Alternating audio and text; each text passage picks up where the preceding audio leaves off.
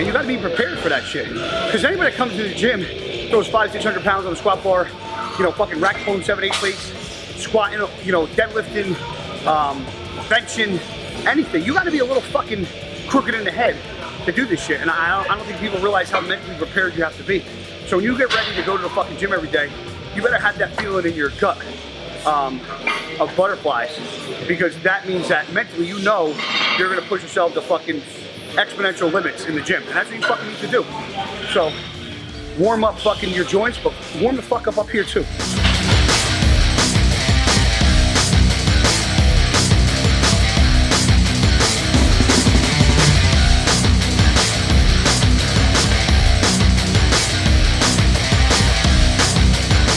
What's going on, everybody? It's your boy here, IFBB Pro Guy Cisternino. We are here at Destination Dallas training quads today. I'm training with my man Mike Bell. Training quads here at Destination is awesome. I love being in Dallas in Destination and training legs here. They got a lot of unique pieces of equipment. Nothing more to put a spark in your ass than to train some quads at Destination Dallas, home of Gas and Better Bodies, where my man Branch Warren trains all the time. So you know my man Branch has got some of the biggest quads in the game. So he's trying to hand that stick off to me, so I'm gonna run with it. So we're gonna go blast some quads today. Follow up. Go leg press over there and then squat. For now.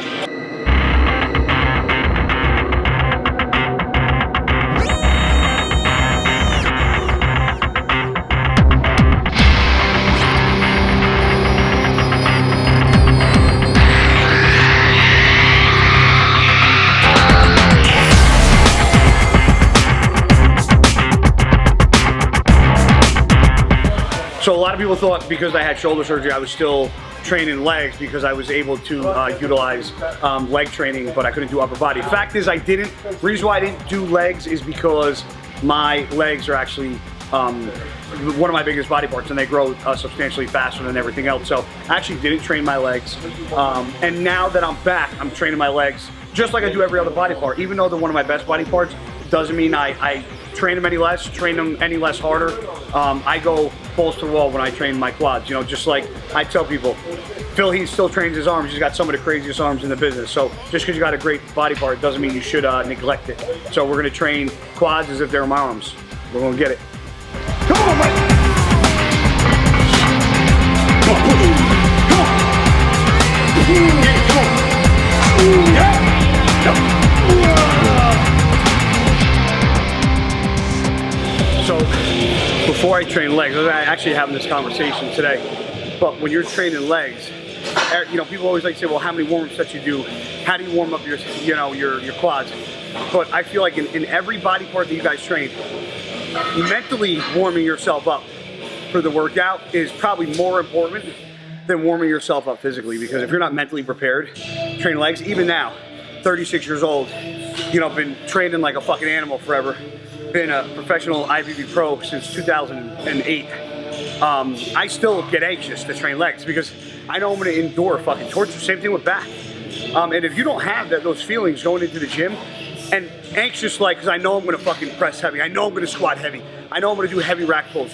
If you don't have that sense of fucking like butterflies in your stomach, like you're about to walk onto a field to play a competition or a football game or whatever it is, you know, I think that's where people get hurt, because they're not mentally fucking prepared for going to war, man. You gotta be prepared for that shit.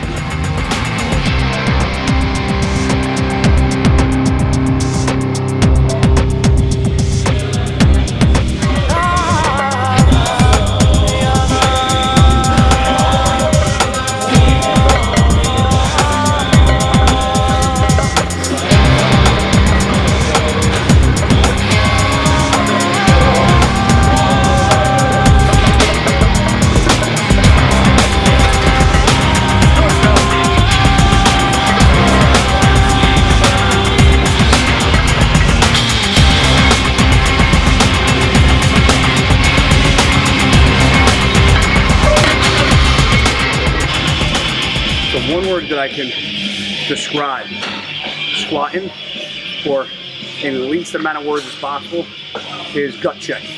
Because when you gotta fucking squat with a lot of weight on your back and you gotta go down with it, but then you gotta come back up, that gut checks you as an individual.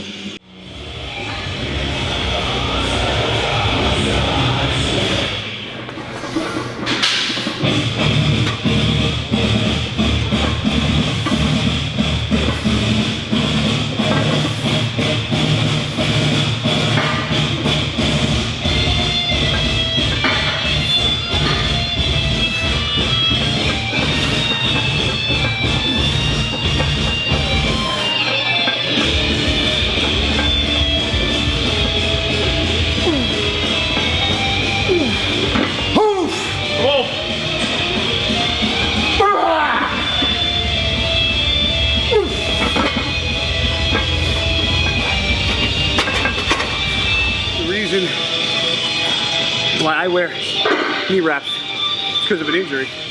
From a car accident back in 2011. But I suggest anybody, they squat heavy. Once you hit a certain load that you think or feels pretty heavy, that's when I suggest you guys get a security blanket and start wrapping your fucking knees. I know guys that say, oh, I don't need them. But it's like I tell people, you don't just go to a chiropractor when you throw your back out. You gotta go for maintenance to ensure you don't get injured.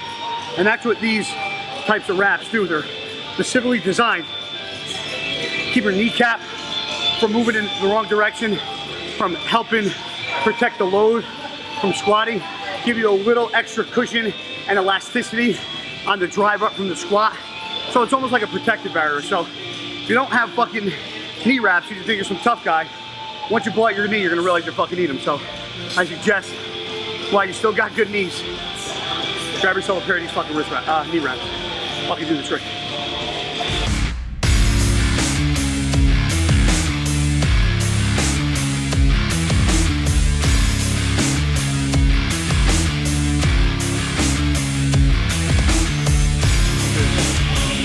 I think we mentally take ourselves down before we physically can stop. And I think people don't really know what it's like to go to actual physical failure until they do it. Because I've gone to physical failure before where I literally didn't have another fucking ounce left in me, when my fucking limbs were numb, shaking, couldn't breathe. So I've gone to physical failure before, usually with Charles Glass. But yeah, man, I think squatting is one of the few exercises that test your true fucking strength and mental capacity for any man or woman out there. Is definitely squats. And if you want to see what a motherfucker's made of, throw some weight on a squat bar and tell him to go down and up as many times as he can until he can't feel his fucking kneecaps anymore.